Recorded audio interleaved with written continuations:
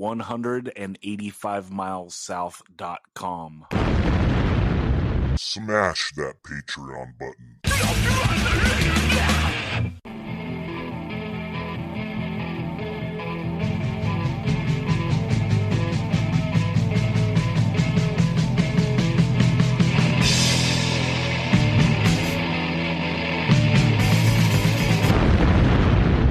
185 Miles South, a hardcore punk rock podcast.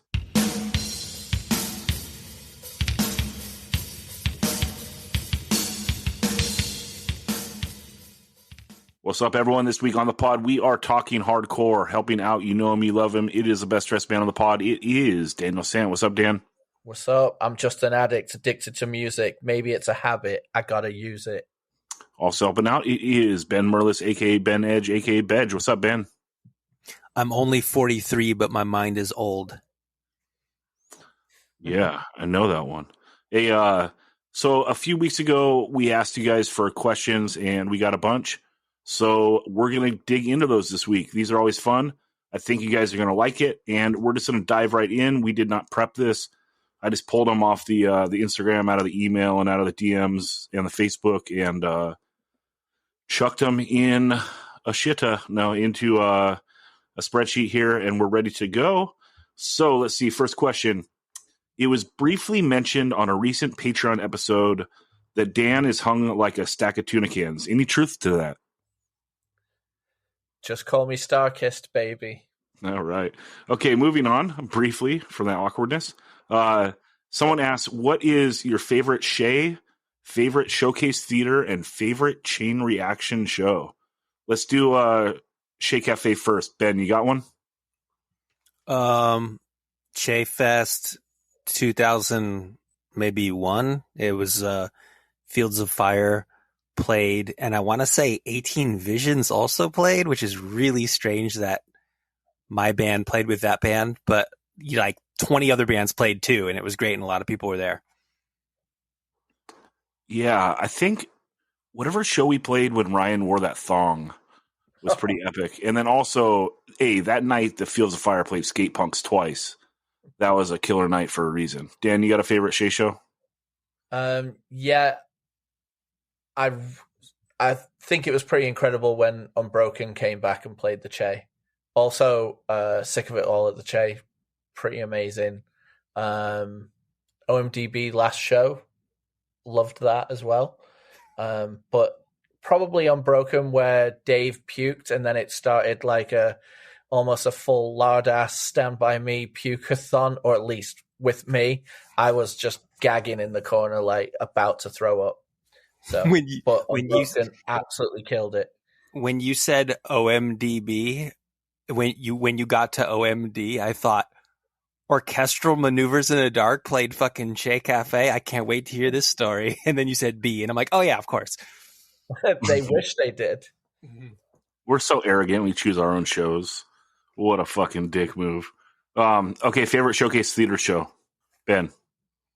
It would have to be 10 Yard Fight and Battery in 1997, and did Better Than 1,000 play that show? I don't know, but 10 Yard Fight and Battery did.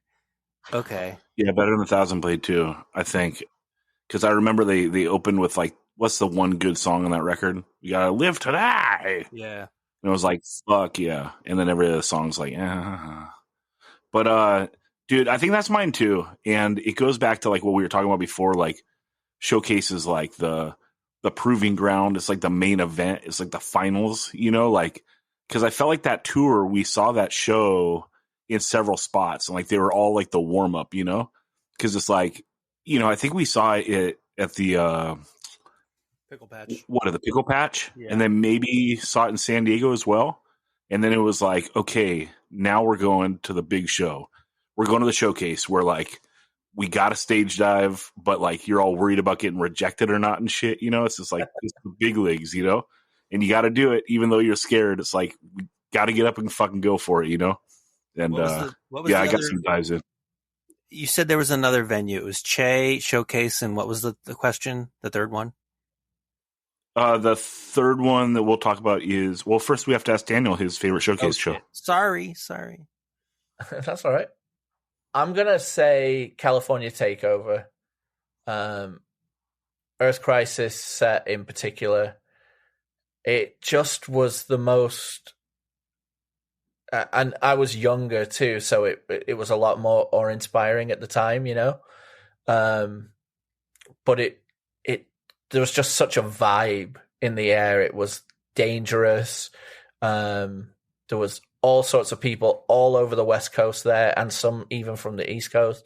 And yeah, all the bands were great, but in particular, just Destroy the Machines was just coming out, I think. But it was the very the height of like Earth Crisis. Is like you don't know that much about them, but you hear so much about them, and you love the 2 7-inches so much. It has to be that. You saw him play Soul Kitchen though before that, right? No, that was when I was in the Navy, and I was the worst part was I was 15 miles off the coast of San Diego doing circles while our ship was trying to get some like certification, and you know, I just knew like the show I wanted to be at more than anything was there, and then all that crazy shit happened at the Soul Kitchen, etc. I'd seen them before that at I can't remember. Some other show that we drove to, but yeah, I missed that Soul Kitchen one. Ben, favorite Chain Reaction show? The one that sticks in my mind is when Life's Halt played, and it wasn't even called Chain Reaction yet. It was called like Public Storage, and they just destroyed all their own equipment. But if that doesn't count because it was called Public Storage, I'd have to say, no, it counts. Oh, okay, then that. I want to know number 2 though. Come on. Gorilla Biscuits in 2006 was pretty wild because it's like they're way too big of a band to be playing that venue, and they did anyway. Yeah, my answer is that Life's Halt show too. You know, Chain Reaction's a strange one because the setup is actually pretty good. It's in a great location that's like central for everyone, but like I never connected to that venue. Like I don't know, I don't have any really special moments there. And In Control played there a few times, and all the shows were good. Retaliate played there a couple times. The shows were good, but I don't know. That's a strange venue. I just never had a sentimental connection to it that much. Dan, you got a favorite Chain Reaction show? Yeah, there was a show at Chain Reaction that was Suicide File, The Promise, Over My Dead Body, In Control play. That one? Yeah, we played. Yep. The headliner came early, dog. Yeah, and then was it also Bane as the headliner of it? I believe it was. I think so. So yeah, maybe we opened. Yeah, I think it was you guys, then us, then The Promise, then Suicide File, then Bane. I think, but yeah, oh no, go ahead. Sorry. It was just such. I mean, packed. Like they oversold it beyond belief, and the vibe was just amazing, and everything was just like up to 10 that night. Every band got an amazing reaction. Absolutely loved it. Yeah, we played there with H2O once too. That was great. I don't know. Yeah, just like nothing jumps off the page from that place except for that Life's Halt show. Also, there was a really weird mixed bill once there. There was a great show. It was E-Town Concrete, Kill Your Idols, and Carry On. You know? Sick. So, like, it was sick. It's like, God, I love all three of these bands. They're all so different. This is just like a weirdo mashup. And it was like that time that I love E-Town the most, which is right after that second LP. And like I can't remember if it's like, yes, the guitarist, like he played the keyboard on some parts. So like they were so good, dude. And like, even, you know, because the people that are there to see Carry On and Kill Your Idols, they're not like really E-Town fans, but I felt like everyone had to be like, fuck, that band was like pretty good. Like they held it down, you know? Yeah. And speaking of a weird mixed lineup, we played that, and I've talked about this on the pod before, but it bears mentioning again. It was Pistol Grip, OMDB, Strife in the sample era, you know, where they had a sampler and were a bit Sepultura-ish, and then The Business headlining with Mickey Fitz filling Aquafina water bottles with Guinness because they wouldn't let him have things, and so he went on stage with like 3 giant bottles of Aquafina filled with Guinness. That's epic. Okay, next question. What's the story on the poetry interlude that sounds like the start of Alone in the Crowds When Tigers Fight? I think this person is asking about like the sample we play before the head-to-head, maybe? Yeah. And it is. Yeah. The because your concept of putting that together was like give it the When Tigers Fight feel, but then because it's literally head to head, you sampled a like National Geographic or David Attenborough type thing where it's 2 rams smashing their heads together to see which one wins, right? Yeah, that's correct. So, like, to answer the person's question, that is the intro of Alone in the Crowd When Tigers Fight. Just the bass part, like, looped over and over with, some documentary of rams fighting that I grabbed off YouTube. So, because they're literally smashing their heads to head. You know? Right. Yeah. They're smashing their heads together. So, that's that. Okay, next question. Favorite non-hardcore punk rock band or solo artist? Dan, right in your lane. What's your answer?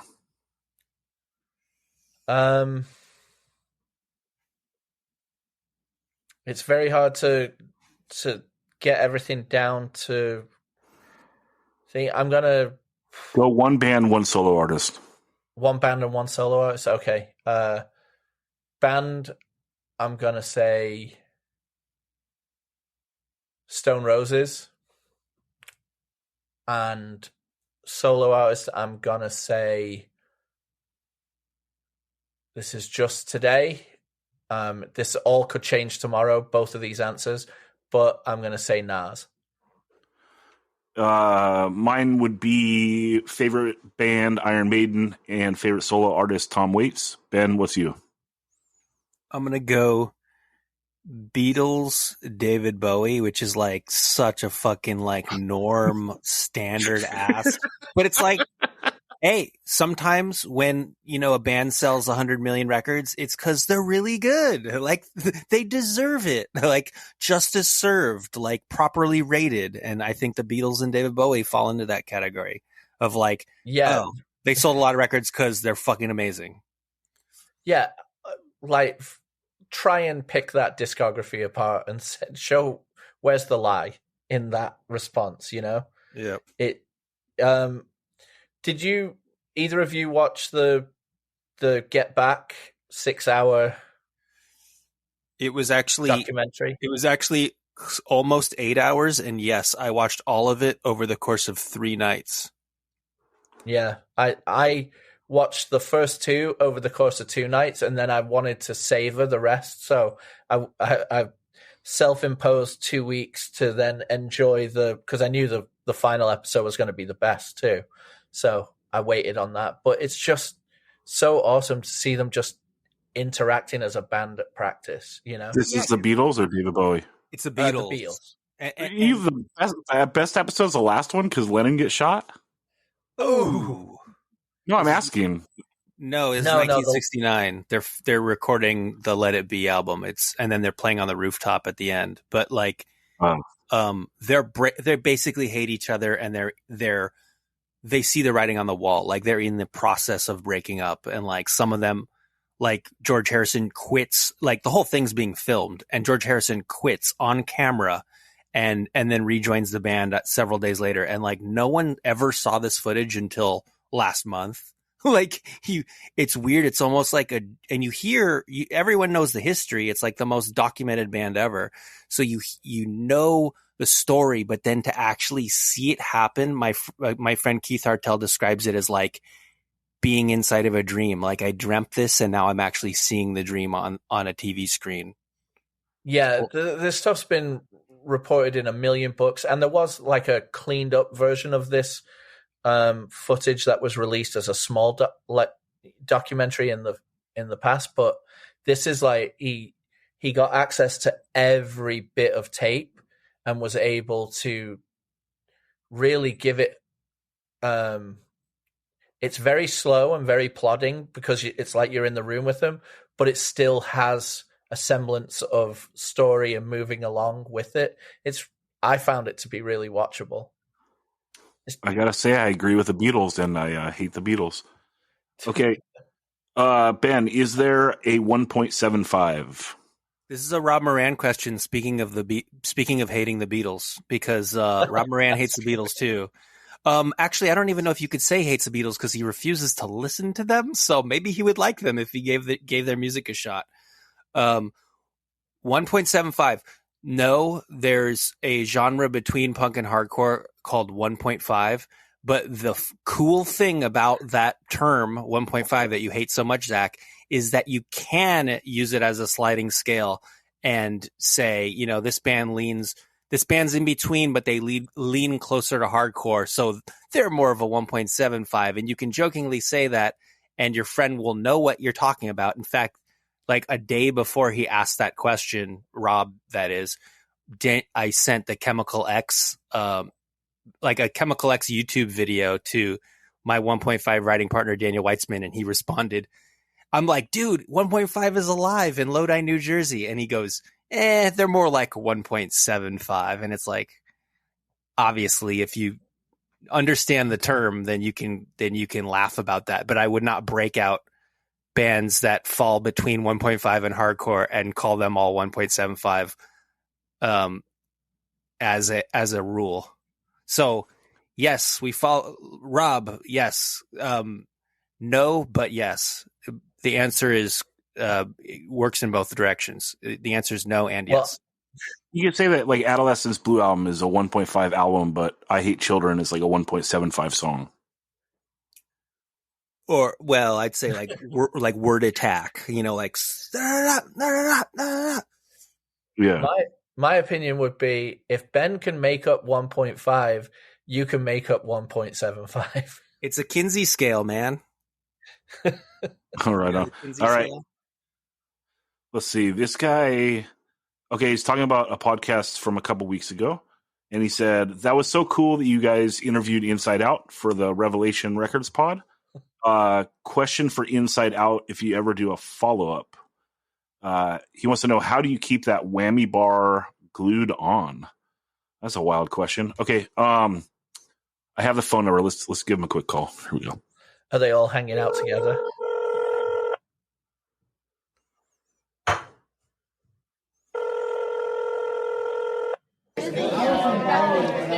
Hey, yeah, Inside Out. You got a question for Inside Out? Yeah. Anybody? Hey, hello. Yeah, I hung up, dude. I can't do this again. Still arguing, dude. Okay, moving on. Fuck, kill, marry. Isn't it fuck, marry, kill? Yeah. Anyway, FMK, I believe. It's cool. Okay, fuck, marry, kill. Skate punk, Revolution Summer, straight edge hardcore. Go, Dan. I'm gonna fuck Revolution Summer. Because it makes you do those wild things with your hips. I'm gonna marry straight edge hardcore, and I'm gonna kill skate punk. Ben, go ahead.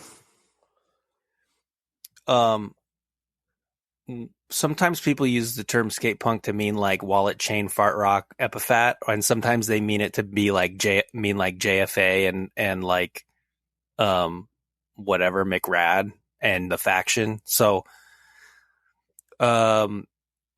let's just say it's the Wallet Chain Fart Rock, so I would kill that. No, it's the JFA. Oh shit! Then that makes things harder because I don't want to kill any of these things. Of course, that's the tough part. So, I guess I would. Fuck skate punk. Marry Revolution Summer and kill straight edge hardcore. Edge Oof. watch. Oof. How did that happen? Oh no! I take it back. I'd kill Revolution Summer, but I'd marry straight edge hardcore. There. Yeah, this one's easy, dude. Because I'm marrying straight edge hardcore, so I have a DD. You know, I don't have that designated driver, so that one's easy. I'm killing Revolution Summer because, dude, no emo. This rules. And, dude, who's the ultimate skate punk? Oh, it's Ben Edge. He had long hair once. I'll fuck him. All right. Let's see. Why didn't Fields of Fire let In Control park their van in front of their crash pads on the 2001 tour? I don't remember that being a thing. That's like a false Zach memory. I think it happened like twice. And so that was enough for us. It ever happening or whatever. It could have been Jesse told us. Who knows? Okay, let's see here. Oh, this will be a fun one and hard to figure out, but it'll be fun. We can brainstorm on air. Top 5 great unifying records in hardcore. So let's agree on 5 if we can, but 3 maybe of albums that we all love that are unifying and we think that everyone should love. Like there's something there. Like number 1, right? Warzone. Don't forget the struggle. Don't forget the streets. No, that's not unifying. I have friends. How is that not unifying? Because I have friends who think that Warzone is a fucking cartoon joke. But can you have fun? If you're driving to a show, you're living in LA, you're driving to a show at Showcase Theater, put on Warzone, don't forget the struggle, don't forget the streets. Everyone in the car is having a good time. So regardless of how they feel about it, like, can't they like it for that? There's something for everyone on that record. Who doesn't like it? Give me their phone number. Okay. And it also has the most uniting song as one. Yeah, dude. And I'm not talking about everyone. I'm talking about us. Let's think about this. I thought it was like the top 5 records that everyone agrees. Like, if you like hardcore music, there's no way you don't like these records, and they would all be pretty much like, Minor Threat, Black Flag, like the really, really tentpole type of stuff. Okay, Yeah, let's agree on those. But I'm putting Black Flag would turn me off compared to Warzone. And I will say this, Ben, if your friends don't forget the struggle, don't forget the street. It's time to get new friends. Yeah, I mean that's kind of like one of the records I think that about. Like, if you don't like that record, like, do you like hardcore? Like, you don't have to love it. It doesn't have to be your favorite record, but it's like, it should be like on the spectrum of things you enjoy, right? Because it's not off-putting. Like, I can imagine like listening to, lots of great bands, right? Like, if someone listened to the Bad Brains or someone listened to Youth of the Day and thought like the vocals were like too intense, didn't like it. Like, I could kind of understand that, but yeah, I don't know. Ray's voice is not offensive or too gnarly or anything. Like, I don't know. I think it's one of them. But so we're not even agreeing on Warzone. So the question is like impossible then. Well, let's put that to the side. I'm going to suggest one that all 3 of us are going to say yes to. Okay. The Crew, 7 Seconds. Yes. Okay. I agree. Ben, you agree or no? Yes. Okay. So Minor Threat, first 2 7-inches LP. Yes. Yeah, definitely. All right. We got 2, dude. Here we go. All right, Ben, you go. Bad Brains Roar Tape, the one with the lightning bolt smashing into the Capitol building. 100%. Oh, Yay. Without a doubt. It's, just up there. But Zach, You got 3. Made an interesting point that, like, it might not be. So the 3 of us are in this car going to a show. We're all agreeing on this. there's so many albums that the three of us would agree, but let's imagine we've got that fourth kind of new jack in the car that, with, you got to hear this, So, like you say, the Bad Brains vocals might be too intense for some, but the songwriting is there. It has to be included. Yeah, there's like, even if the vocals sound gnarly to you, if like you're a first time hardcore listener, there's so much musicality in that record that there's going to be something for you. But I would make the same argument for Don't Forget the Struggle, Don't Forget the Streets. But anyway, Dan, choose a number 4. I would, maybe I'll come back to Don't Forget the Struggle. Age of Quarrel. Yeah, yay. Ben. No, I don't necessarily agree with Age of Quarrel. I mean, to me, I love it, but like, he says corruption and FAGGOTS all around me, or whatever that lyric is, and it's like, come on, dude. And then you open up the insert, and there's like gay guys, there's like guys holding each other's hand, juxtaposed with like betting on dog fights and people shooting heroin. Like, oh yeah, being gay is such a terrible thing. Like, give me a break. The funniest thing about that, in my opinion, is like, they're one of the earlier examples of, Krishna, which like ties to India. And in like India, it's just like normal for dudes to hold hands. Like if me and Dan are walking down the street, like we're just buddies, just holding hands. Like it's normal cultural. It's always been funny to me that like they put that as an example of like no hand holding between men. Yeah, I didn't know that. And you're talking about heterosexual men, like there's still homophobia in India. These are just like, it's just normal for straight guys to hold each other's hand. Is that what you're saying? Yes, it's normal. Like if we're friends, we're just holding hands, like walking down the street, like we're bros, dude. And I went all over many Islamic countries in the Persian Gulf, and men would hold hands and make their wives walk like 15 feet behind them while walking down the street. But yet, when it comes to tolerance of homosexual lifestyles, there is none in that society, especially back then, in the late 90s. Or, so it's just, it's a wild thing. I've seen the same thing that Zach's seen, and it's just funny that they are referencing a religion that's derivative of, Hindu culture, right? And Zach's seen it in person, that it's like, well, your example of holding hands is actually normal society. Yeah. All right. I'll take that point. I unifying, like all having a sing along in the car, it counts, but unifying, there are those cultural or those big missteps in their thinking in the past. All right, so you want to replace it, Dan, or let's just go Victim in Pain? Yeah. Ben, brutal cover on that first press. Yeah, I was going to say. But we're listening to a tape in the car. Yeah, that's shady too. I'd say Gorilla Biscuit Start Today. Oh, without a doubt. Okay, let's take Gorilla Biscuit Start Today, and let's take Warzone, Don't Forget the Struggle, Don't Forget the Streets, motherfuckers. Moving on. What non-punk / hardcore do each of you think is an essential have? So a little bit of a repeat question, but let's just choose one full length from a non-punk or hardcore artist or band that weren't mentioned previously on this episode. Oh, so it's a record, like an LP? Yeah, go for a record. Okay. Go ahead, Ben.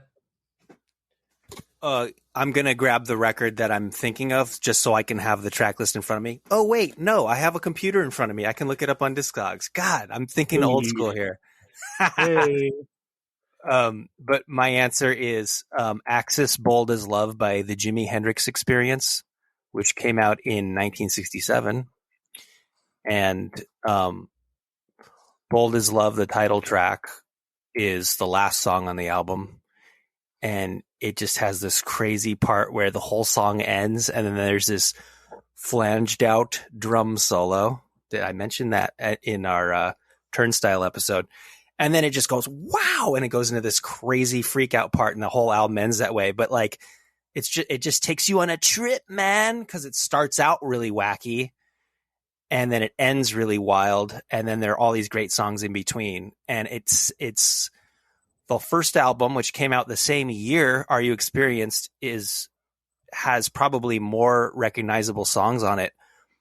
But the production, they were still trying to figure shit out. Because it's 1967, heavy isn't a thing yet, or it's just barely becoming a thing. So I think the production on this album, Axis Bold as Love, the second one, is better than the first, and the songs are also great.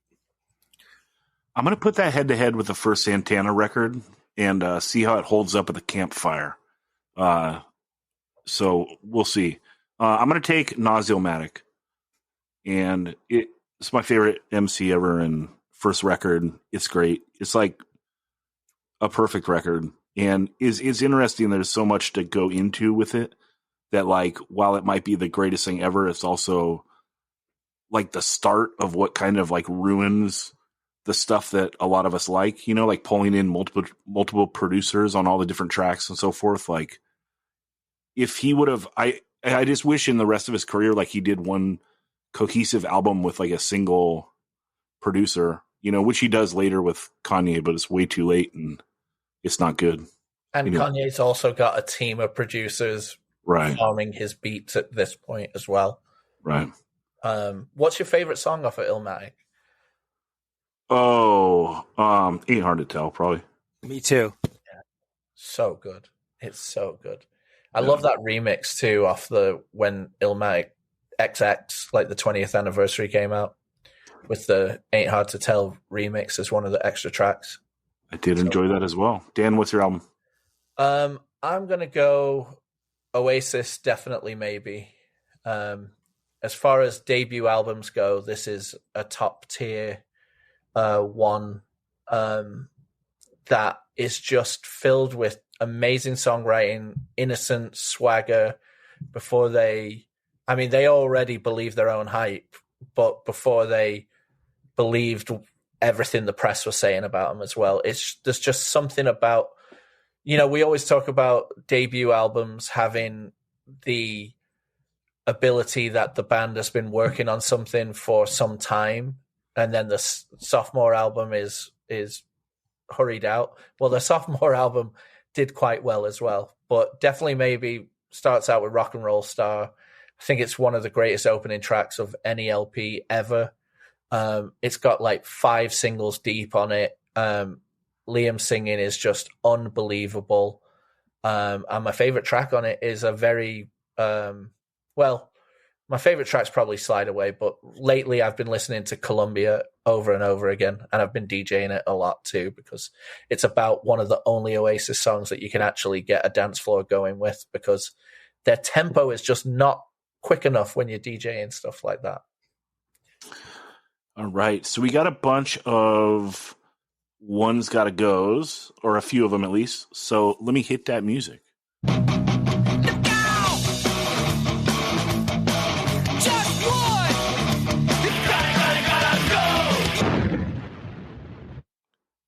Yeah, I put it on the button so I wouldn't have to edit that later and get a timestamp. Hopefully that wasn't too loud. That was pretty loud. No, it's good. Okay. In my headphones, it was like, good God, man. All right, One's Gotta Go. Split 7-inch edition. So here's your choices. Life's Halt, No Reply. Turning Point, No Escape. Integrity, Mayday. And Kill Your Idols, Voorhees. And this is off the Dome. So, like, if any of us aren't familiar with a handful of them, we can just pass on it. But I can do this one. Yeah, I have all 4 of these splits. I can't do it because I've never heard the Mayday side of the. In fact, I don't even know what the Integrity song is on the Integrity side. What is it? Let me see. I thought you were a master of Discogs, Ben. Oh, okay. I pulled it up. It is Rebirth and Kingdom of Heaven by Integrity, and Breathe and Hovel by Mayday. By the way, I have no idea who Mayday is. I'm like, oh, they're an American sludge metalcore / hardcore band from Newport News, Virginia, active in the early 90s. Thank you, Discogs. Yeah, I don't know. Yeah, we got to do this. We got to do this another time because I don't have that either. And I thought this was later. I was thinking like the Integrity Hatebreed split. So yeah. Anyway, we'll push that one. That's a good one though. And good God, the Turning Point No Escape might be the best split 7-inch ever. So yeah, that one is not going to go. Yeah, that one's not going. And then Kill Your Idols did a ton of splits in that era. I can't remember which was my favorite. Which is the one that had Hardcore Circa 96? That was my favorite. That might be this one. Yeah, the Kill Your Idols Voorhees split has really cool artwork too, where the front cover like opens like doors. So one side is the Kill Your Idols skull, and the other side is the Voorhees Jason mask. And like when they come together, they make a head. You know, and it's cool purple vinyl on the Mighty Indecision, and both sides are amazing on it. But that's probably the one I'd have to let go. Huh. All right. Well, we'll do our homework and come back and do that one. Well, all right. Here's the next one. Well, wait. Go Here's ahead. how much of a poser Zach is, though, because the Kill Your Idols song is called Hardcore Circa 1999, not Hardcore Circa 1996, and it's on the you're right. Kill Your Idols Full Speed Ahead split 7-inch. Oh. Yeah, this one has Gray Skies Ahead, Nameless, Dead Meat, Nail Bomb, and The Shortest Dream I Ever Had. Well, how about that? Like I said, we'll do our homework and get back to it. All right, let's see. Jesus. Sorry, Voorhees cover Kill Your Idols on this split. How about that? Okay, moving on to One's Gotta Go Combined Effort Records Edition. I think we can do this one, dudes. Okay, the Life's Blood Defiant 7-inch, the Absolution Self-Titled 7-inch, Beyond No Longer at Ease LP, and the Born Against Eulogy 7-inch. Dan, you good on this one or no? Oh, yeah. I have most of these, and I wish I think I have all four because I have second press, I think, of the Life's Blood. Ben, can you do this one? Yes, and this one's really easy for me. You know why? This one is so easy, dude. I love Life's Blood, I love Absolution, and I love Beyond, and I never understood why Born Against is considered a God tier. That's a term Zach hates, by the way. Band, because I don't like Born Against at all. I don't fucking get it. If you put the Super Touch 7-inch, which is also on Combined Effort, against Beyond, Absolution, and Life's Blood, that would be, I'd have to think about that one a little longer. That would be tough. Well, and also like this Born Against 7-inch is 2 songs and one's a cover. So even just like writing for material, I mean, you can't get rid of any of those other 3, right? Oh my God. You're talking about Writing with Mary by X? Oh God. That's gotta sound terrible. No, it's good. Riding with Mary. Ooh. It's good. And that Eulogy song is sick. Everyone listen to the band X. Put down your Born Against record and just listen to the actual band X from the city of Los Angeles. First 4 albums, mainly the first 3. Okay. You're going to hate this hot take, and it's not meant to be a hot take. I like Born Against better than X. Yeah, like hardcore kids love Born Against. That's not even, it's not even hot. It's just like, oh yeah, Born Against. They're the best band ever, or they're one of the best bands ever. That's just standard. That's very standard hardcore kid ranking. I don't think so. Well, maybe our age group. There's a lot of people that like Born Against, but I really like them a lot. Yeah, but they're like Zach made a point. You get one original track on this 7-inch, whereas you get value for money. Like Beyond is staying no matter what. That's my number 1. Life's Blood's my number 2. It would be between Absolution and Born Against. Absolution are YOLOing their minds out of control on this EP. Like, this is some creative and much like The Fall, where you have to like kind of get into it and you acquire the taste, and then you're like, oh my God, I really love this. Absolution is like that. First listen, it's very abrasive. You're not going to be dialed in immediately, but once it clicks, you really love it. So yeah, I have to get rid of the Born Against as well, even though I love Born Against. Team Sick of It All, what's up? All right, let's hear. Okay, this is, well, actually, Ben, you can do this too. This is, you'll know all four of these. One's gonna go Hulk Hogan, Steve Austin, Macho Man, Ric Flair. Oh, easy. Steve Austin. He's like 90s or whatever, right? Yeah, I mean he stretches back to the 80s.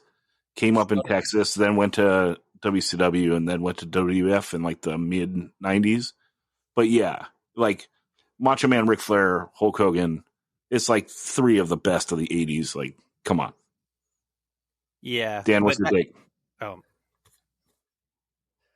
I make it's not as easy as just that, because when I think of certain moments, I think about him driving that beer truck down and blasting Vince with the fire hose full of Budweiser, and a million other like awesome ways. Especially, I mean, one of the best beefs in the entire 90s, or one of the best feuds, is Vince McMahon versus Stone Cold. Like Stone Cold breaking into his hospital bed and like smashing him with his chamber pot. Like, all of that is amazing. But you can't go against Macho Man. You can't go against Ric Flair, probably the best ever. And then the Hulkster's got lust in his eyes. So you gotta go there with Steve Austin's probably like the best one to hang out with, but it's like you can't pass over the shot to like be with those legends, it's like getting to hang out with like Babe Ruth or some shit. So much cocaine, so many steroids. Well, if you're hanging out with Hulk Hogan at Bubba the Love Sponge's house, you're probably gonna have a good time. All right. Well, I had so much. Wait, I had too much to eat. I feel like a pig. All right. One last music one. Okay. This is a wild one, dude. All right. Rancid, Life Won't Wait. Offspring, Ignition. Green Day, Kerplunk. And the self-titled Social Distortion. Which one are we getting rid of? One's got to go. Yeah. Well, it's not going to be. Actually, most of those are pretty bad, but Social Distortion, I have a soft spot for them. That's not going. Really? That album, though? That's the one that has Ball and Chain and Story of My Life on it, right? Yeah. And Ring of Fire. Ring of Fire, yeah, that's the mark against it. Johnny Cash. What? Really? Well, it's just the beginning of him being like thinking he's Johnny Cash, which is like a dark road to go down, because then you get that Cheatin' at Solitaire Mike Ness solo album. Oh, horrible. Which is, by the way, even worse than you would think. Like, go listen to it for like 5 seconds and be like, oh my God, this is even worse than it looks. Yeah, but this also has Let It Be Me and Sick Boys on it. So Orange County, like, car culture dudes are just jizzing in the pants. Dude, Sick Boys is like the song I hate more than any other song, probably. Like, I would rather eat these other three records than ever have to listen to this fucking record. This one's going for sure. Well, you said Offspring, Ignition. Is that one of them? That's not. Yeah. That's very mediocre, but it's not offensively bad. So that one's not going to go. And then Green Day, Kerplunk. Fuck, that's very mediocre too. But I fucking hate Billy Joe Armstrong's face and voice. So that's definitely a mark against it beyond Offspring. And then what's the last one? Rancid, Life Won't Wait, which is their fourth LP. That's the one where they kind of go clashy. Clash goes to Jamaica. Oh, that's bad. It's got to be either Green Day or Rancid. I'd have to listen to them. I really don't like either of those records, but I might dislike the Rancid one more, even though on principle I dislike Green Day as an institution more than I dislike Rancid. You better watch out, dude, because Billy Joe said if you call him a sellout, he might knock you out. Yeah, I remember not liking this Rancid when it came out, and I've never listened to it since, but it's Rancid. Like, it's a Rancid full length. I'm sure if I listened to it, I would find a few tracks off it that I like. You definitely would. Yeah, and then Offspring, Ignition, and Green Day Kerplunk are both, like Ben said, pretty mediocre. But good God, that Social D record is like one of the banes of my existence. Like, chuck it out there with 1990 and Beyond Aerosmith and Red Hot Chili Peppers. Like, ugh. Yeah, and you got to take? Yeah, I'm keeping Rancid Life Won't Wait. I'm keeping Social Distortion. Hell yeah. And then we go down to the great pod discussion of Green Day versus Offspring. Offspring Ignition has does it have that song Kicking When He's Down on it? Let me just double check that. Yeah, Kicking When He's Down, that's a good song. Session, that song's good. Oh yeah, you're right. That's in the skate video Questionable. That's actually a pretty good song. Yeah. And I think in my younger years I probably burnt Kerplunk out. And the production on it is annoying to this day to me. So goodbye, Kerplunk.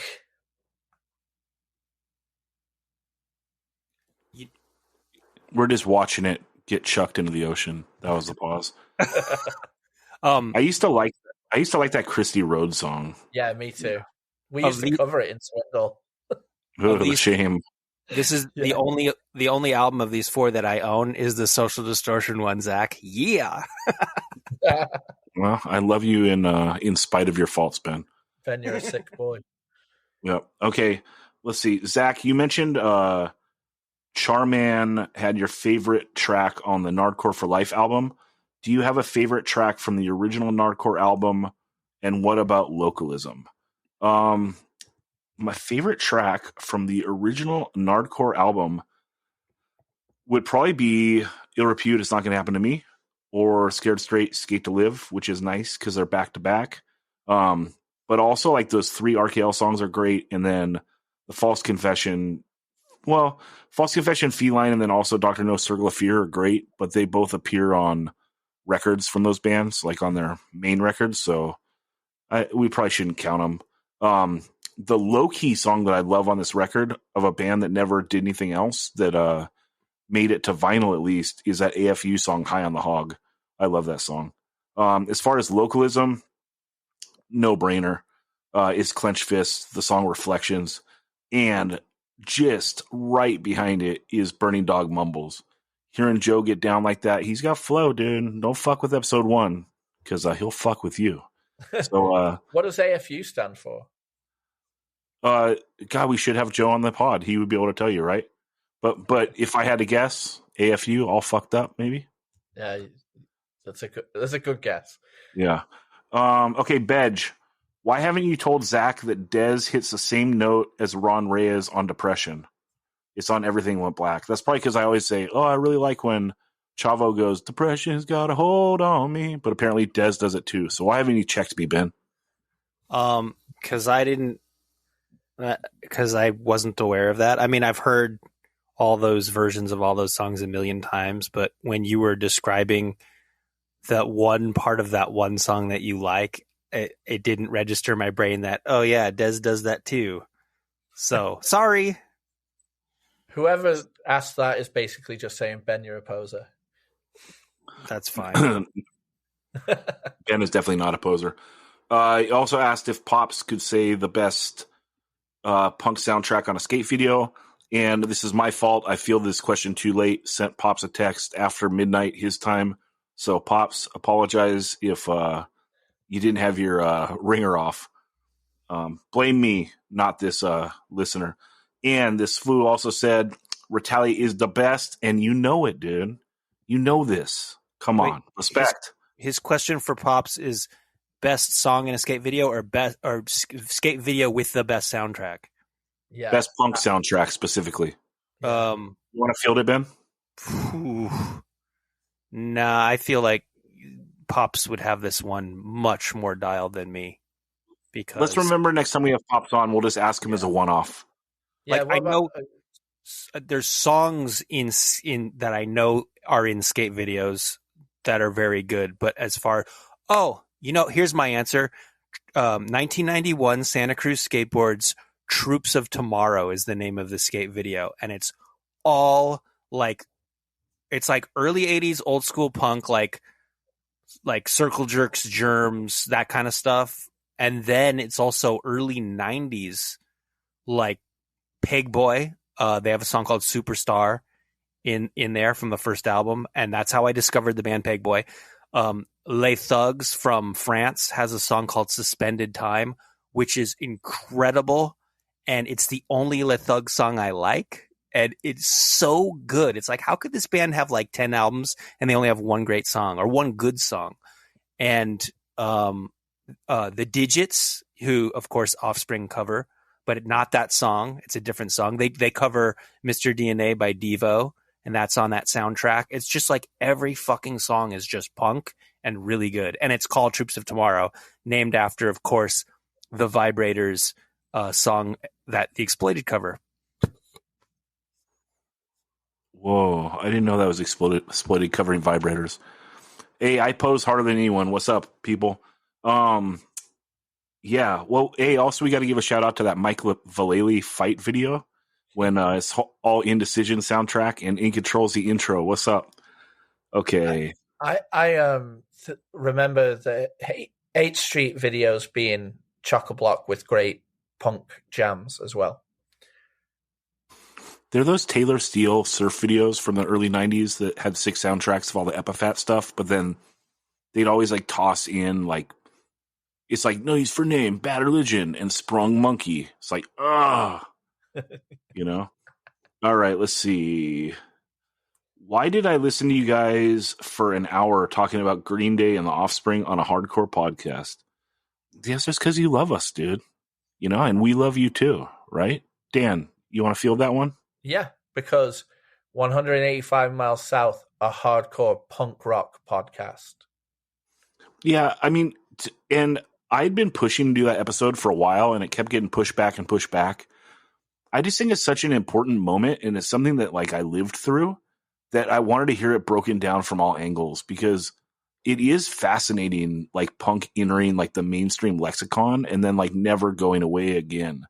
You know, like I just imagine that in like 89, if like your parents hear about punk, you know, they think about, you know, like Charged Hair and whatever, right?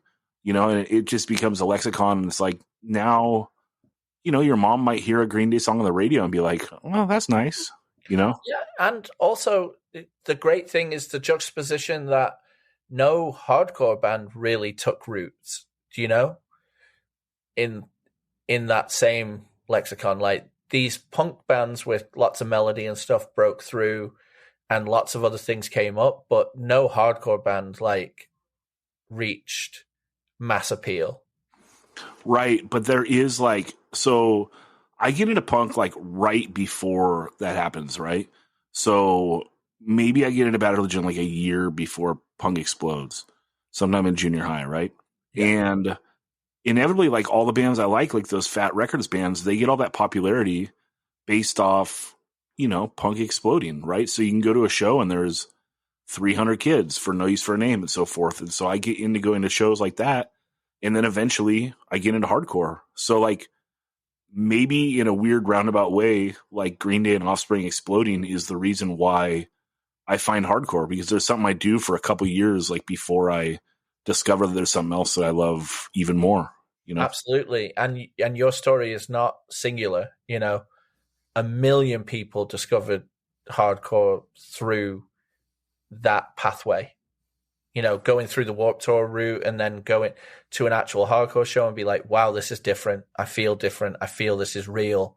this is so much more substance, and then they dive in head first, Yeah, in the same way of like, you got to assume people that saw Hatebreed play at Ozfest in like the year 2000, and they're like, man, that Hatebreed band was good. And then they go see Hatebreed play like a club show, and there's hardcore bands opening, and they get into hardcore. Like, the story is not unique to me. Definitely. And that's why I think it's interesting. And also just like, it's interesting why those albums broke. Like sonically, what about them? And it's something I like about the crew we have here that cycles through, is I think we do a pretty good job of breaking down like the musicality of albums.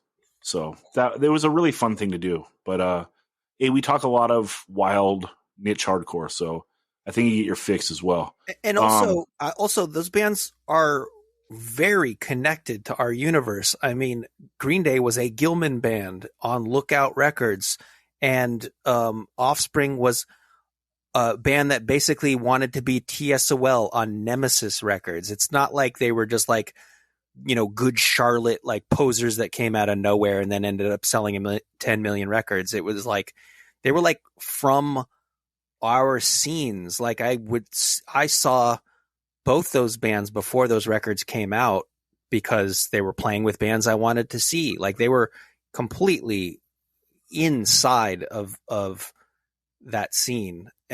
So it's not like, we're talking about, we're going so off topic and talking about something that has nothing to do with our lives or our universe. It's like very much on topic. And it's also wild that they sold more records than fucking anybody else.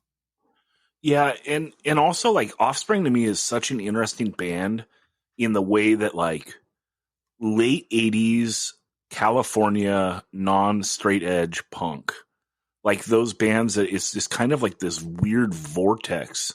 And think about it, that like Offspring breaks on their third LP. I mean, think about that in the context of punk and hardcore. And Green Day breaks on their third LP too, right? Or no, second LP, but they put out 2 7-inches before that.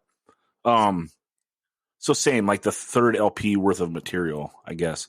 Because so much of punk and hardcore is like, maybe you do a single and then you don't do anything else, or maybe you do a single and then you do an LP and then you don't do anything else. It's a wild idea thinking these bands breaking, in like their third big chunk of music.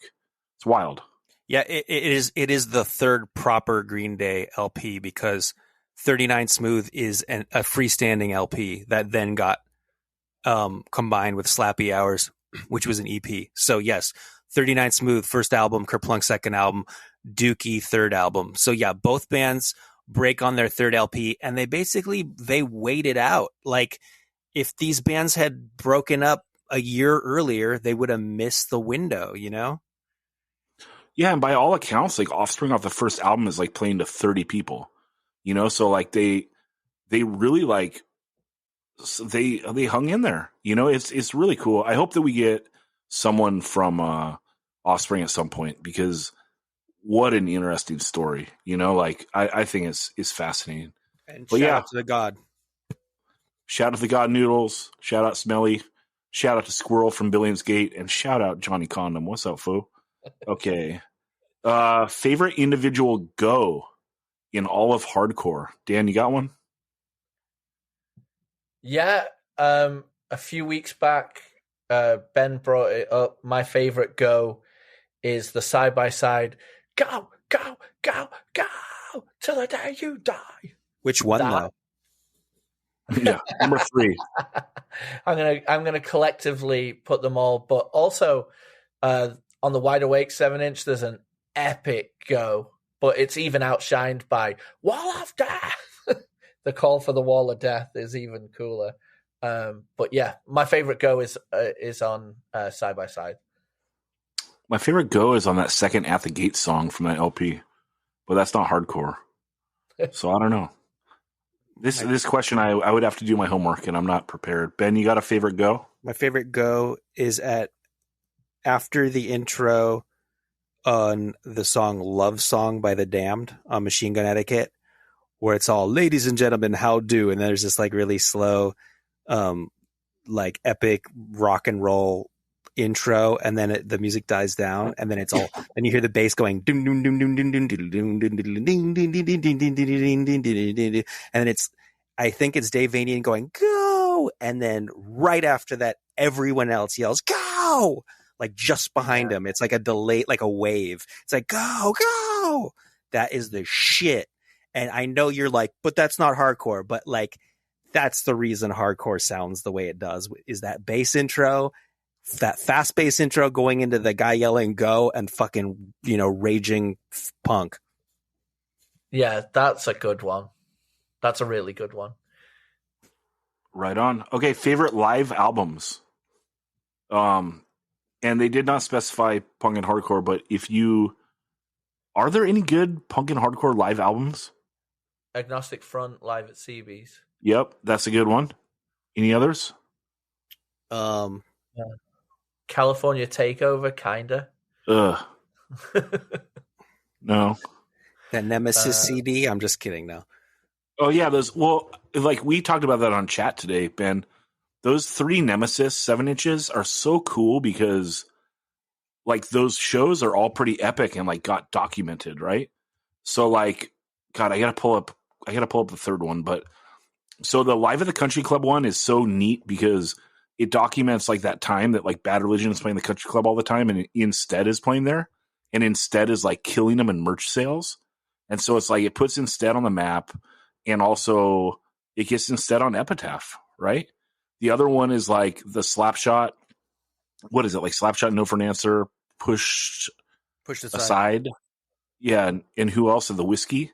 And that's like kind of an infamous show because supposedly it's like there was like 0 liquor sales at the Whiskey. Although I do believe that Matt Domino from Infest hit me up and he's like, nah, me and my friends, we bought some cocktails. So there was at least like 6 cocktails sold that night, but probably under 10. And and then the Whiskey doesn't do hardcore shows again for a long time after that. And then the other one is like, what is it, like Sick of It All and Killing Time, like coming to California, which is notable. Yeah. So to mention Sick of It All, Live in a World Full of Hate. Ooh, that's a good one. That's the best one, I think. Yeah, that's a really good one. That's a good one. I got a better one. I got the best one of them all. It is The Youth Are Getting Restless, live at the Paradiso, Amsterdam, 1987, by the Bad Brains, released in 1990 on Caroline Records. And the version of the song Rock for Light on this live album is better than the studio version of Rock for Light on the album Rock for Light. Ooh. I have not heard that. I want to hear it because that Bad Brains video of like them, 1982 at CB's is like the greatest thing ever. And the sound is awesome, but I've never listened to it without like watching the visual. But I do think there is a record of that. So that might be great, but I'm excited to hear this 87 record. There's also the Minor Threat live at Buff Hall 7-inch. Yeah. Yep. That's okay. That's good. Lost and Found Records #2. A later entry into this, which was around 2000, 2001-ish, 7 Seconds did that Live and Loud, or I can't remember what it's called, but it's a live record that is really good as well. It's called Scream Real Loud. Scream Real Loud. Yeah, and then for non-punk and hardcore, obviously Iron Maiden Live After Death, and then I've said before on the pod, my favorite Smiths record is that live one. Right. It's like one of my favorite records of any genre all time, and that's my favorite Smiths record, like by far. That's Rank, right, Dan? Rank, yeah. For me, for non-punk live albums, The Who Live at Leeds is just crazy how well they play together. Like, Keith Moon is not a good drummer in the traditional sense. Like, he wouldn't be able to play something you made up. He plays like himself. Keith Moon is good at being Keith Moon, and he's so in lockstep with Pete Townsend, John Entwistle and Pete Townsend. Like, it's it's crazy. It's almost like they are, when you're communicating with each other with your brains, that is called like you're psychically locked in. Yeah, I can't, not telekinesis. Psychic Well, link. whatever. Yeah. So it's almost like they can communicate through thought with each other. Like that's how perfect they're playing, and they're playing wild shit, and they're in sync with each other. It's not just like they're playing the songs very tight. It's like they're going off the rails, but they're doing it all together. And the other thing is, back in the late 60s, early 70s, a lot of recordings didn't have the heavy thing. They're still trying to figure that out. So the bass drum is not properly mic'd. You barely hear bass drum at all. And so finally you can hear very clearly what Keith Moon is playing on the bass drum and the floor toms, and like it's got more low end. So it's like it's kind of better than the studio shit. And then the other thing is the most incredible, perfect live album ever made by any band is called Strangers in the Night, and it's by a band called UFO, who were like a hard rock, heavy metal band from England in the 70s. And it's like, I can't believe how perfect it is. And they're playing live. Like a lot of these live albums back then, like Thin Lizzy, Live and Dangerous, they would like, they'd fix shit afterwards in the studio. Oh, I played a bad note. Why don't I just go over all my guitar in the studio? And then the singer will be like, I sang a bad note. I'll just re-sing everything in the studio. And by the time you get to the end, it's like the only thing that actually survives from the live album is drums. And then, so it's like a fake live album. And even your beloved Slayer, that fucking live album is faked in the studio too. But I think this UFO... Huh? Well, okay. I want to talk both of them. Sorry. So finish your sentence and I'll talk both. The UFO one, to my knowledge, is legitimately recorded live, which is mind blowing. It's so good. I tried to listen to the album a bunch of times, and I want to like it because I used to watch that. What was that fucking heavy metal show on VH1? That metal show?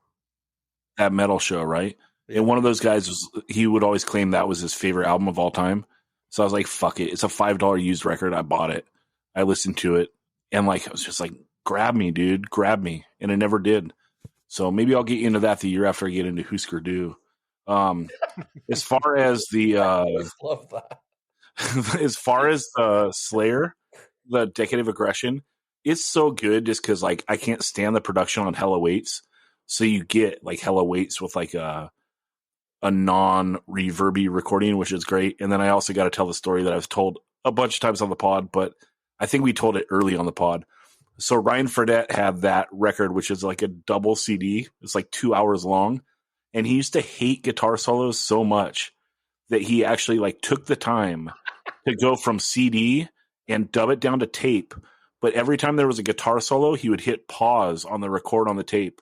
So he had this whole double CD of Slayer live that was edited out and had no guitar solos. That's so cool. All right, I've got a few that... Let's keep it short. Yeah. So, still, Joy Division. That's one of my very favorites. At Folsom Prison, Johnny Cash. I mean, just the slight little bits of banter before the songs, as well as the just incredible songs. It's Alive, Ramones. That's a great one. It's just them doing what they do the best. And then maybe up at the very forefront of my favorite live LPs is Jay-Z Unplugged. The Roots backing him, and I don't know if either of you have listened to it all the way through or anything. It's incredible. It really is incredible. I'll have to check that out. I'll go ahead, Ben. It's Alive by the Ramones is the best punk live album ever. It is like it's like the best of the first three albums. It's like the best of the original lineup era played amazingly to an enthusiastic London crowd. It's great. Yeah. Yeah, and also for live punk, we got to shout out to Mommy. Yeah. Can I go out and go tonight? The song. I will do an actually for Dan. Joy Division still is not a live album. It's a posthumous collection of odds and sods by Joy of Division. Course, but I'm talking about the live stuff that you get on that was the first time like that had, been given to the public. Oh, okay, yeah. Those live tracks that are on it are, right. What you're. If we're going to acknowledge Just Mommy Goes, Can I Go Out and Kill Tonight? Like, I'm talking about the live tracks that are on still. It's not an entirely. There's tons of B-sides, tons of studio outtakes, etc. Mommy? All right. Any others, Dan? No, I think that covers it pretty well. Okay. Top 3 record scores: price, store, and year. That's a great one if you can rack your brain. I know one comes to my mind immediately. Go ahead. Pacific Beach Music Trader, where Don used to work. Shout out, Don, why you dodging the champ at trivia? Come on.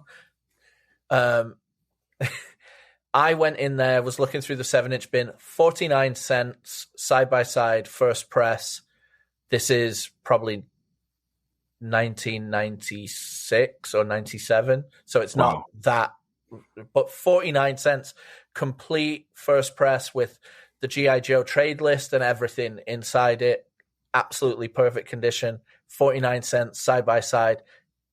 I don't know if I'll ever hit oil as gorgeous as that ever again. Yeah, I've never spent a lot on records, so I have a fair amount of scores because, especially now with Discogs, you can just, if you have the money, you can buy anything, right? Like there's probably a Chung King online right now, but I've spent over $50 on an LP only a few times in my life, and I've spent over $100 once in my life. So yeah, it's wild. But okay, so let me think. One was at Lose Records, which would have probably been circa 2000-ish, give or take 2 years, either way. I got 3 test presses. Each of them were $1.99. It was the Reason to Believe LP, the Walk Proud LP, and the second Visual Discrimination LP. Stu, how do you feel about that? I just think VD rules, dude. Yeah, so I got each of those for $1.99. That was a score. Not a super score at the time, but looking back on it, it still was. I bought Killing Time Brightside off the wall at a shop in Baltimore, Maryland for $20 in the year 2001. And I mean, then it might have been a $30 record and I got it for $20. I don't know. But now it's like a $100 record. So yeah, but most of my records are scores. It's just being patient and going around shopping, and keeping your want list on point, because I have a lot of the classic hardcore LPs and I've never spent over $50. Ben, you got any that you can think of? Leeway, Born to Expire, sealed mint condition at High Fidelity Records when it was in Los Feliz for $7, and this was only like 7 years ago. Yeah. And I am keeping it sealed, unfortunately. Like sometimes I want to listen to it and I'm like, no, gotta keep it sealed. And Youth of Today Break Down the Walls on Wishing Well Records at Aaron's Records, where I worked, for $1.99, and this would have been 2001 or 2 or 3. I want to say instead Bonds of Friendship on Wishing Well, also for around $2 at Aaron's Records around that time as well.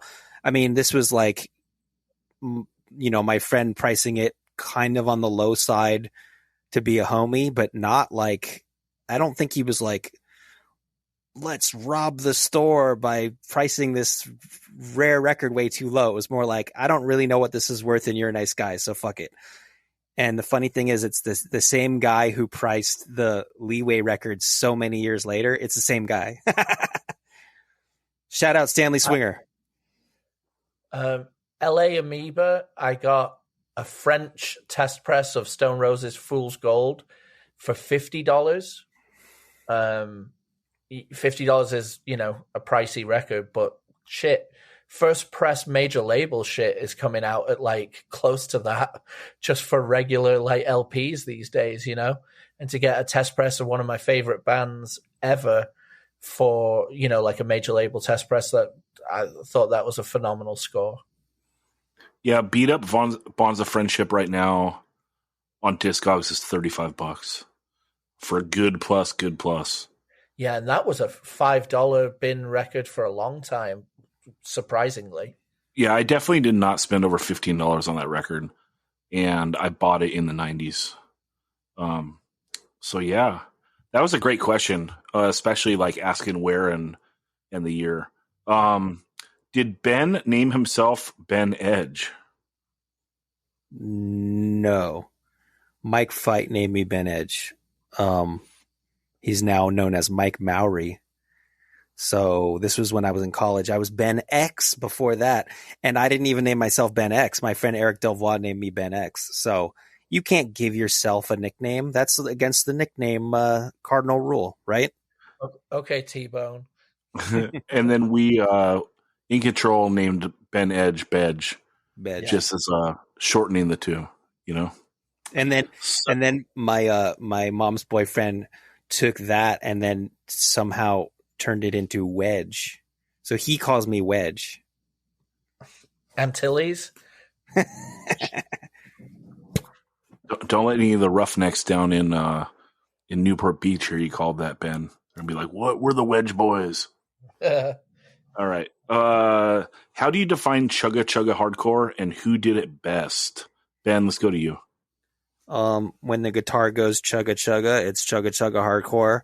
And God, who did it best? That's a fucking great question. I want to say the song Firestorm by Earth Crisis is like peak chug. Like it's so chuggy and it's so good. And they never hit those heights again.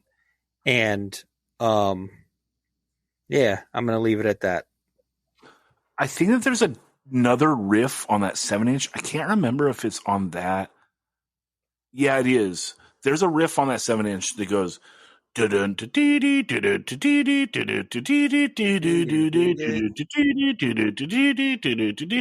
that's the best chugga riff ever. That plus Firestorm is like apex chugga, and they're on the same 7-inch. So I mean, Firestorm goes cha-cha, cha-cha, cha-cha, which is essentially chugga, chugga, chugga, But Undertow do really good chugga hardcore too, I feel.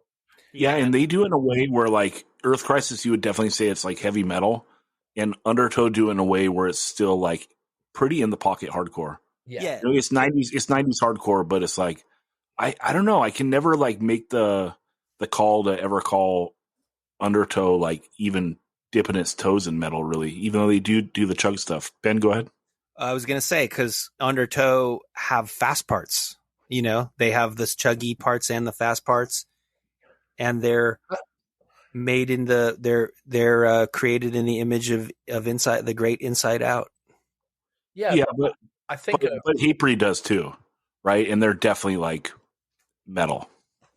That's a good point. I think lots of chugga, what would be branded as chugga hardcore, definitely has fast parts. That's why the chugga stuff hits harder, because the tempos are being mixed up. I would disagree. I would think that like when people are describing chugga chugga hardcore, I think of like that 90s shit that doesn't have fast parts. Yeah. Mostly. Okay. Yeah. I mean, like, but that's just me. So, that's two sides. Dan goes one way, I go the other. Because like the chugga chugga, like it kind of had like if you like the fast hardcore, it kind of had like a negative connotation in the 90s. Oh, they play that chugga chugga shit. But it's like, then that Hatebreed LP comes out and it's like, God damn, this is the greatest thing ever. Because it's fast parts, then chuggas, and all the songs are like under 90 seconds. It's great. Yeah, well, then technically, Earth Crisis really don't fully become chugga chugga till Destroy the Machines, really, because there's still fast elements on the Firestorm 7-inch. There's no fast part on Firestorm on that 7-inch. There's like the on All That War. There's like slow fast, like Integrity fast beats. But like, there's no fast part on Firestorm. It's all mid tempo. It's mid-tempo and slow. You don't think on Forged in the Flames? No, there's no fast parts. No, that's just the drum fill part. That's this. No, it's not a fast part. I feel like maybe because it's coming out of Firestorm, it keeps ascending in tempo, so maybe that's why I'm feeling it's a fast part. You can tell when someone's a singer, you know? So definitely not a fast part, but it's cool, Ryan. Okay, let's see. Was the Showcase Theater the most significant venue in SoCal? And this person says, I think so. And I would agree depending on the era, right? So as far as for my personal opinion, I would say yes. And that is coming from a perspective of 96 and beyond. Obviously, if you're going 80s SoCal, you got Fender's Ballroom, Olympic Auditorium, million other spots, right, Ben? But in the 90s, yeah, the Palace, Spanky's, you know, what else? Country Club. Yeah, Spanky's might be very end of the 80s and then going into the 90s, early 90s. Early 90s. But right. Yeah, I think Showcase started doing shows in 94. My first show there was 95. And then I think it went out of business in 08 or 07, somewhere around there. But yeah, definitely the second half of the 90s going into the beginning of the 2000s, I'd say, yeah, that was probably the most important. What was the question? Important or significant? Significant. Significant, whatever. Now, what's the difference in those words? Well, in relation to being that anchor that would bring bands to the West Coast that they knew they had like a larger show to do other satellite shows off of, I think that's a good thing. And I think it was a really great place for kids to go and to have bigger shows and stuff like that. But I'm going to say the Che Cafe is the most important.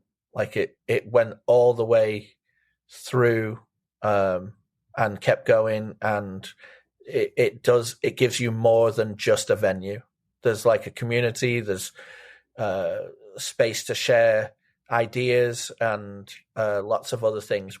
But Showcase is incredibly epic, and a million amazing shows happen there. But I don't think it's as important as, you know, those like super DIY spaces like Pickle Patch, Che Cafe,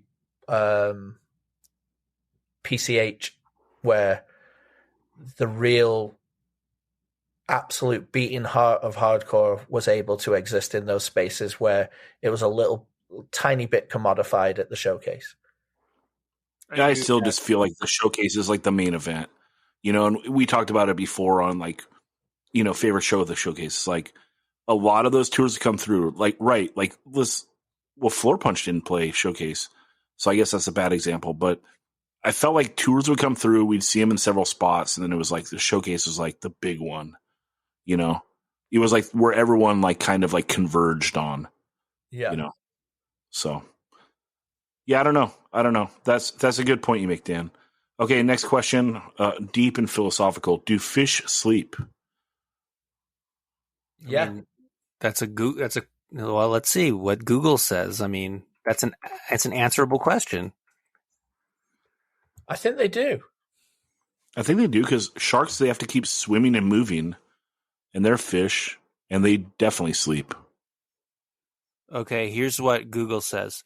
While fish do not sleep in the same way that land mammals sleep, most fish do rest. Research shows that fish may reduce their activity and metabolism while remaining alert to danger. So that is kind of a vague answer. It's like that's not a definitive answer. It's like, well, they kind of go into this like state of rest. But it's like, well, does that state of rest constitute sleep? I don't know. So that is philosophical. Yeah, I don't know the answer. Well, there's those fish that bury themselves under the thing. Yes, some of that is for keeping people, keeping danger away and all of that. But they bury themselves under the sand at the bottom of the ocean and stuff. I bet they catch a little shut eye down there. Hey, listener, ask me no questions. I'll tell you no lies. What's up? All right. Let's see the next one. A couple Super 7 ideas. Let's just riff on these guys. One, do one on Victory Records. And then he wanted the rules where we did for the 2021 end of year, where once a band is taken, no other songs can be used. That would be brutal. Yeah, I like the idea of doing a Victory Records one. I think we should do it, but that rule is rough because... Why, how many Billingsgate songs do you want to take? Yeah, exactly. Well, I just don't know if there's 28 good bands on Victory in the history of Victory. Like a Billingsgate song would definitely have to be chosen if we did those rules. Zach, I present to you Design the Skyline. Are you aware of Design the Skyline? No. Oh my God, dude. You're gonna fucking... Are you, Dan, aware of Design the Skyline? Dan? Yeah, it's like it's a shit label put together version of Bring Me the Horizon. It's so fucking... I can't even explain. I'm gonna send you the video after this is over, Zach, and you have to just watch the whole video and just tell me. They're probably playing the When We Were Young fest coming up. But Ben, you got to choose the choice cut for the playlist for this episode, dude. Oh, the pressure's on. It would be that video, whatever the song is in that video. I don't know the name of it. I can look it up. But like, for some reason, even the people who like that kind of music thought Design the Skyline was a joke. And it's like, oh, there actually is a bottom to this. Design the Skyline is one of those bands that will show up on the Catatonic Youth's Instagram page. This is a great suggestion. Track ones only. So basically, album opening songs. We should definitely do that. Let's do it. We should do both those. But here's the thing. I think that with right now, just for the listeners, to peel back the curtain a bit, I'm keeping all the Super 7s probably for this whole year. I want to do years just because I think it's a creative way of breaking down years of hardcore that's kind of special to our podcast. So for 2022, it's probably going to be all years because we only do one. Oh, you know what we do, Zach? Well, I should finish what I'm saying, which is, we only do one a month, so that's just 12 for the year, and there's 4 decades of punk and hardcore, so that really does not leave a lot, Well, I was going to say if doing the first track Super 7 wets your whistle, listeners, sign up for that Patreon because the 3 of us might do that as a standalone Patreon episode instead. Yeah, maybe, but also the Patreon is time for us to just riff on shit where we don't have to do any prep, So that's, again, I love these ideas. How about we do them first thing in 2023? These are great ideas. Here's a third one: a throwback mix CD. Dig up the mix CD you made for your crush when you were 18 and have a laugh or cry about it. That's a good one. Here, I'm going to date myself. It was impossible to make a mix CD when I was 18 because CD burners, people didn't have those because I was 18 in the year 1996. So we made mix tapes, tapes. Yeah, dude. I think I started making mix CDs in the year 2000. It was after In Control broke up. So it was, no, actually, yeah. Mix CDs in 2002. So here's where the break is, right? I didn't ever do a format because it was what was cool. I did what was easier and more acceptable or more accessible for people, what they had.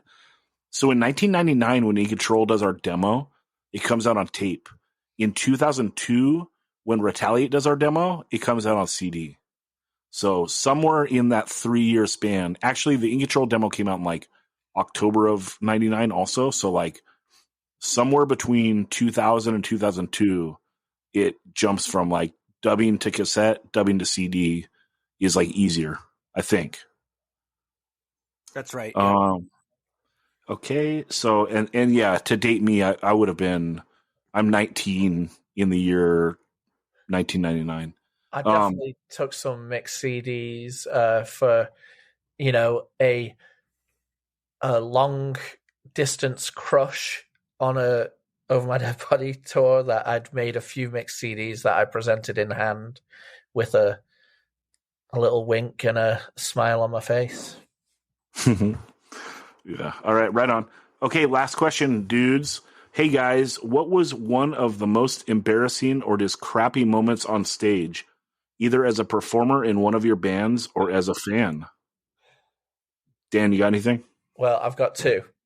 As a fan going to see Ignite at the showcase, the Bailey incident that's definitely been burned in my mind. But as a performer, OMDB's playing the Scene in San Diego. It's a packed show. I think we're sick of it all.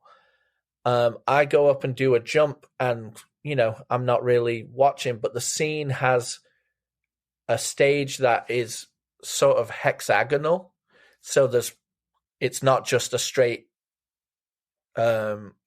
rectangle.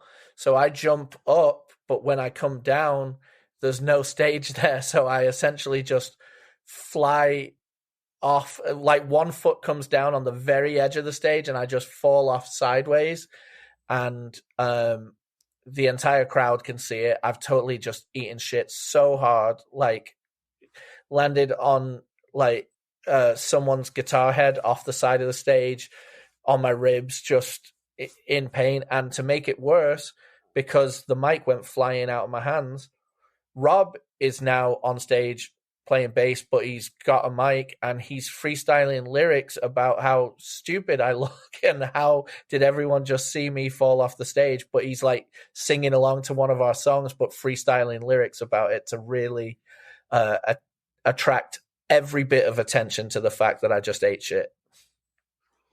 Yeah, dude. Let me think here. Ben, you got anything?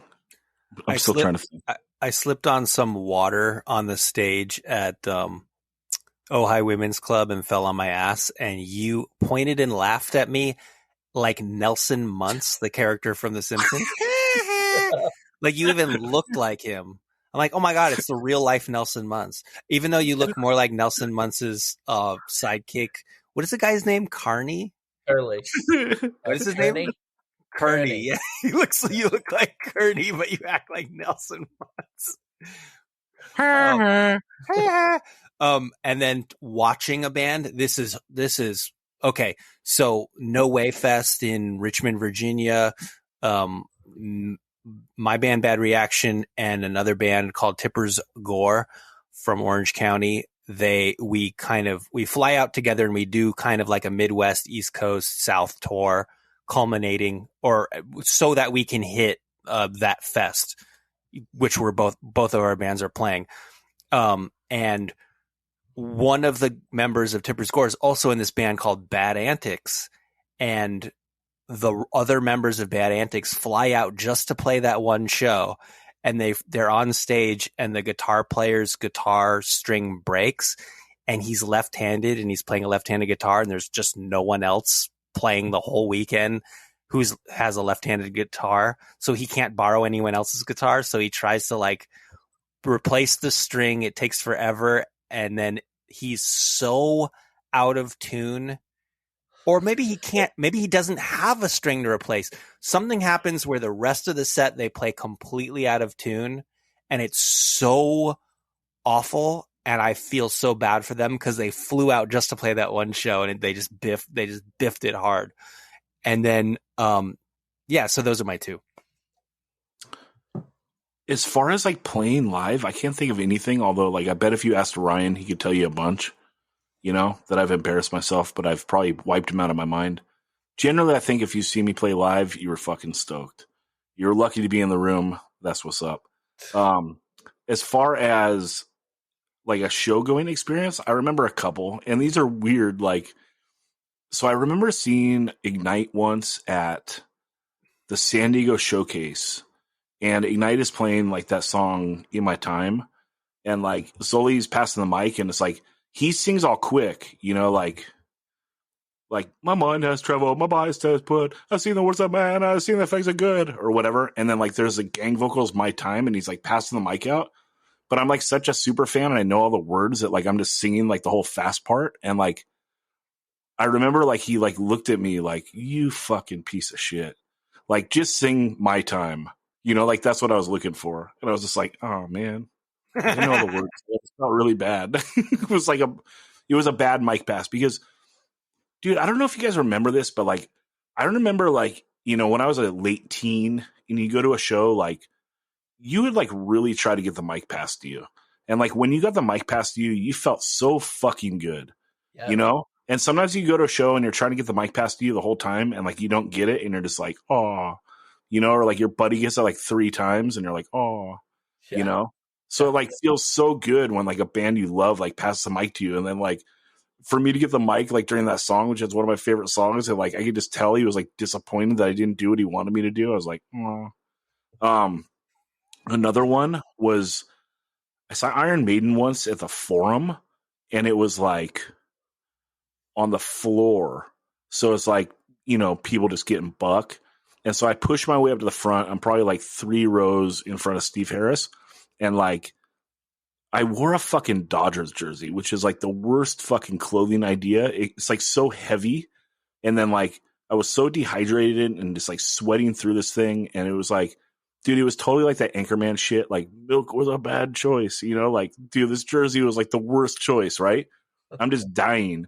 And I'm getting like squished because this whole fucking crowd, it's squishing. I'm like on like 1 foot, like trying to sing along. And I can't remember what song it was, like, but I know like all the Maiden lyrics, right? And I'm right in front of Steve Harris, and he's like looking right at me, like eye to eye. And I'm like not singing along because I'm just getting squished and I'm so fucking miserable. And he was just like looking at me like, you fucking poser. Like, you don't know shit, And then it's funny because like that tour, that was the one where Bruce Dickinson is like flying them all over. And it's like they played Mexico City the night after the Forum, and like Mexico City just like fucking bodied LA.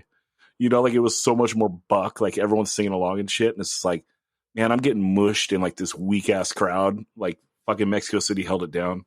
But yeah, those are bad examples. I'm sorry that I don't have something. I'll have to I'll ask Ryan like what's the most embarrassing moment for me, and he'll have 20. Because yeah, I used to be a freak. I have a Maiden-esque thing. The worst thing ever is when someone, you talk about wanting to get the mic, but the worst thing ever is when you're totally watching a band, but your mind is elsewhere and you're just there, and then they like call you out or like hand you the mic to do something. And Death by Stereo were playing the Che, and I was just like, my mind is elsewhere. And then they start playing the Trooper, and they hand me the mic because I have the Trooper tattooed on my leg. And obviously I know the first couple lines. I know the whole song, but at the time, like, people are singing along and I'm singing like, you take my life, I'll take yours too. And then I just was like so dumbfounded and like mush-mouthed and like totally forgot the lyrics. And Ben Nahum's like, you fucking poser, like screaming it. I'm like, ah! I've just wanted to Homer Simpson into the hedges so bad. That was great. The most embarrassing thing I ever saw was Dr. No play a whole set with no drummer. That was rough. Why did you do that? Sorry, Brandon. Sorry, you smile. We played with In Control and Dr. No played the Livery together, probably in like 2003, and like their drummer was like running late, and I think they maybe we were going to headline, and then it was like, dude, we can't wait any longer. Like, we got to play. And then like, and I think I was doing the money, so I had to stick around, and like, they're like, no, just wait, like chill. And like, people are just leaving, dude. Like, that show was sold out, so there was like 250 kids, and like they wait, and like an hour after like In Control played, it's down to like 30 people, and they're like, fuck it, we're just going to do it, and they went up and they played the first couple songs, and like the crowd was pretty stoked, because like young kids are starting to see Dr. No, like legendary band, and also like it's pretty rad when a punk band makes like the best out of a bad situation, like fuck it, we're just going to play a couple songs. if they would have just played like 2 songs and cut, like it would have been like ill, like kind of legendary, you know? Yeah. But they played like 45 minutes. It was just like, ooh, like punk needs drums, dude. You know, it can't just be bass guitars and singing. That's rough. Old bands can't help themselves. They have to play for too long. I just remembered one that it must have been stored deep down in the back of my brain because there's not one moment. Like I fell off the stage at the scene in front of 300 kids, and that was easy to remember. This one, my band Northern Towns was playing with Matt from Rancid's other band called it's kind of psychobilly band, I can't remember, but they had specifically chosen us out of like a bunch of other bands to be their opener for the show at the Casbah, right? And this was right when we'd put out our first EP or like recorded our demo, something to the point where I thought, hey, this, I personally thought the band was really good. And I was like, maybe I can give them a recording to be like, delusions of grandeur of maybe like Hellcat. Like if we were going to try and do this band as a full-time band, that would be a great outlet, right? So we get there and our guitar player, Tommy, is already there with Jacob, and, they're having a few drinks at the bar. And I just thought, oh, they'd only been here just a little bit before us. And we go up on stage and Tommy I can tell he's a bit drunk. We start playing and I run over to him. I'm like, what can't you hear in the monitors? What do you need? And he just looks at me with like cross eyes and this smile on his face. And he goes, hey, nothing, man. I'm golden. I'm like, oh my God, we are fucked. Like he was so drunk, he couldn't play anything. And so normally you think, oh yeah, with one guitar down, like the other guitar player, but our bass player had some family thing. So we were playing as a 4-piece that night. And the worst part is at the end of this show, like my skin was crawling. I was so embarrassed, but I still went over to Matt Freeman afterwards and I was like, yeah, I'd love to give you this, recording like of our band. He goes, oh yeah, great bass tone. It was like the most like, are you fucking serious? You're going to give me a recording of your band after what I just saw? And the only compliment I'm giving your band is great bass tone. I wanted to crawl into a fucking like corner of the building and just die. Like I'm not even like, I don't know why I didn't just leave the venue the minute after we played. I also didn't, I was very annoyed at Tommy for a few weeks, but it became something of legend when you're like, now anytime anything is just completely, like that meme where the dog is smiling and the house is on fire. That should have the caption of nothing, man, I'm golden. Like, it's the fucking most painful set I've ever played. The most embarrassing part is that you admitted to liking a psychobilly band. Well, I didn't like them. I like Rancid, but I knew that he would be able to turn something over to maybe Tim or Hellcat Records in my delusions of grandeur. Is the name of the band Devil's Brigade? Yes. That Tim Armstrong was in that band. Or no? Yeah, he was at the very beginning, yeah. And DJ Bonebreak from the band X. How about that? Okay, Dan, tell them where they can find you. At Southpaw Instagrammer on Instagram, and you can find me at the Super 7 store in San Francisco. If you're ever in the neighborhood, come by and say hello. Ben, where can the people find you? I am on Instagram at Cold Chillin' Book, and I'm at Twitter at Devil's Brigade Psycho 69. Dan, what did that foo have on his knuckles? Do you remember that story? Psycho 78. Yeah, I did. Shout out to that fool. Get at me. 185 miles south on Instagram, 185 miles south at gmail.com. Zach, retaliate, Instagram. And retaliate is the best on Instagram. Everyone, have a psychobilly ass week, and we'll talk to you again next Monday.